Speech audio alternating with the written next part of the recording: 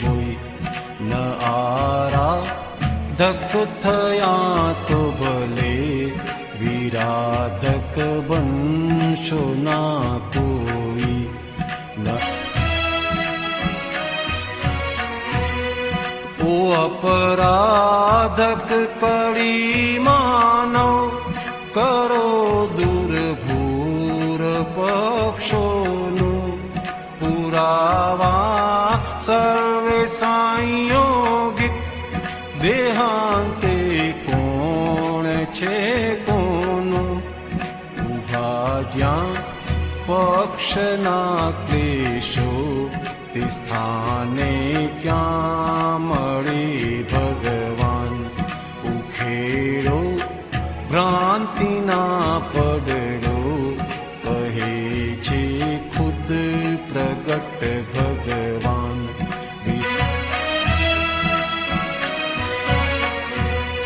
जीवात्मा मात्र पक्षातीत फकत छे भिन्न प्रकृति अरूप आत्मा ज लिंगातीत प्रमाणु मात्र पूरगली रूपाणा રીંગણા જેવા ઉપર ધોળા મહી કાળા ભરી ભેજે બટેકારાય ભસે કૂતરા અહમ વાળા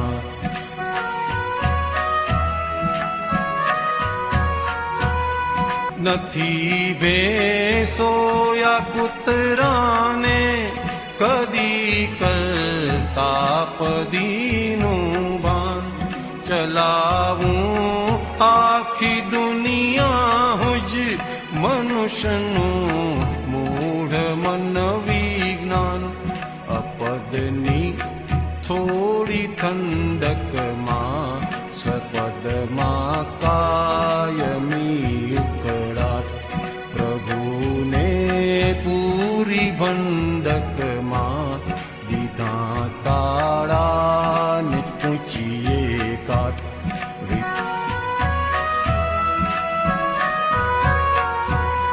नथी खंडन नथी मंडन नथी करता अमे टीका ज्या भ्रांति कायमी भांगे त्या निश्चल मोक्ष नासिका पड़ी काळे मनुष्यों ने नथी सुज देखीने वर्तन अने तेथी ज बोल्या छे प्रगट परमात्मा भगवन न आराधक थया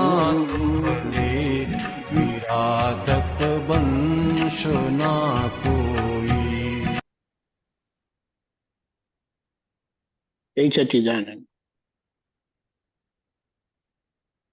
દ્રષ્ટિ મળ્યા પછી જે વ્યવહાર ક્યારે જોયો નહોતો, સમજાયો નહોતો, ઓળખાયો નહોતો, દાદાએ ઓળખાવ્યો અને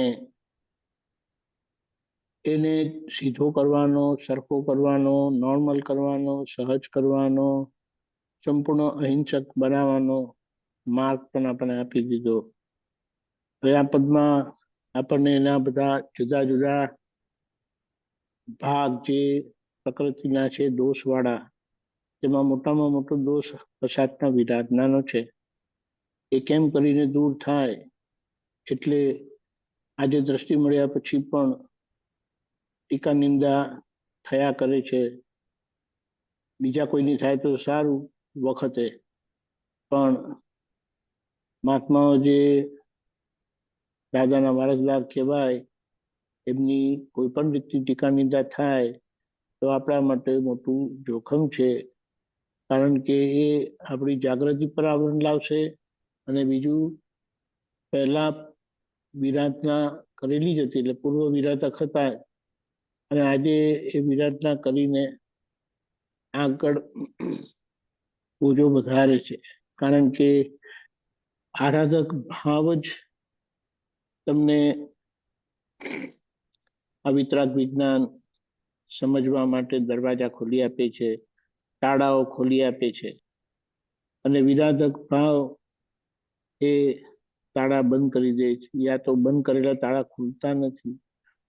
એટલે હવે આપણે કરવાનું તો કશું રહ્યું નથી, પણ આ બધો ભાગ જે છે ને, કચરાવાળો ભાગ, એને કાઢી મેલીએ અને જે દાદાએ આપણને જીવ વ્યવહાર નિશ્ચયનું પ્રતિપાદન કરે એવો આપણો વ્યવહાર થતો જતો જાય. એના માટે આપણે આ બધી માથાકૂટ કરીએ છીએ. એટલે જેના પર આ તકી ફોકસ નહોતું કર્યું, એમ કે લાઈટ આમ કરીને ધરી નહોતી આ બાજુ, બીજાના વ્યવહાર પર ધરી હતી. આમ નહીં કરવાનું, આમ નહીં કરવાનું, આમ કરવાનું ને આમ કરવાનું, એની માથાકૂટ આખો દિવસ રહ્યા કરે. પણ જ્યારે એ ફોકસ પોતાના પર આવી જાય એટલે બહાર બધું ખબર પડે કે બહાર બધું ચોખ્ખું જ છે, હતું છે ને રહેશે. એ બગાડ છે તો અહીંયા છે, કારણ કે જ્યાં સુધી અંદર નૈમિતિક કારણ નથી ને ત્યાં સુધી બહાર ગમે તેવા ભારે હોય પણ તમારા માટે નિમિત્ત નહીં બની શકે. કારણ વગર કાર્ય નથી. એ કારણ આપણા પહેલેના દોષો છે. એ દોષો આપણે જોયા નથી ક્યારે, પણ આજે શુદ્ધાત્મા દ્રષ્ટિથી દેખાય છે. તેને જોઈ જોઈને આપણે સાફ કરીએ. દાદાનું મંડન કરવા માટે કોઈ પણ બિયાનું ખંડન ના થાય એની વિશે જાગૃતિ રાખવાની. એટલે દાખલો આપીએ ને તો એક જણાનું સારું બોલવાનું હોય ને તો બીજાનું ઘસાતું બોલાય, બીજાનું ઘસાતું બોલે, બીજાની ભૂલો બતાડે. હવે અહીંયા એ કેવી રીતે રહે છે એ આપણને ખબર નથી. અહીંયા પેલી ભૂલ થઈ જાય છે. હવે આ ભૂલો બધી નાની નાની થઈને એટલો બધો ઢગલો થઈ ગયો છે ને એ શુદ્ધાત્માના પ્રકાશને રોકે છે. એટલે આપણને સમજવા દેતું નથી, અનુભવવા દેતું નથી. એટલે મારાપણું જાય તો એટલું આય રહી જાય. દાદાને મારાપણું નીકળી ગયું માય, અને એટલા માટે એમનો આય માઇનસ માય એટલે પરમાત્મા સ્વરૂપે પોતે રહ્યા. અને પરમાત્મા કરે શું? એમના ઉકલતા વ્યવહાર કેવી રીતે ઉકલાય છે એને શુદ્ધાત્મા દ્રષ્ટિ જોયા કરે. આપણે એટલું જોવાનું ના થાય, આપણે પ્રતિક્રમણનો ભાગ જોઈએ, કારણ કે હજી બધો વ્યવહાર અધૂરો છે, કાચો છે. તે આ રીતે આપણે બરાબર ધમધમાવીએ અને જે દાદાએ સ્વાદ માણ્યો એ સ્વાદ આપણે માણીએ અને આપણા આ જાગૃત વાળા વ્યવહાર થકી લોકોનું એમને એમ કલ્યાણ થાય. જય સચ્ચિદાનંદ.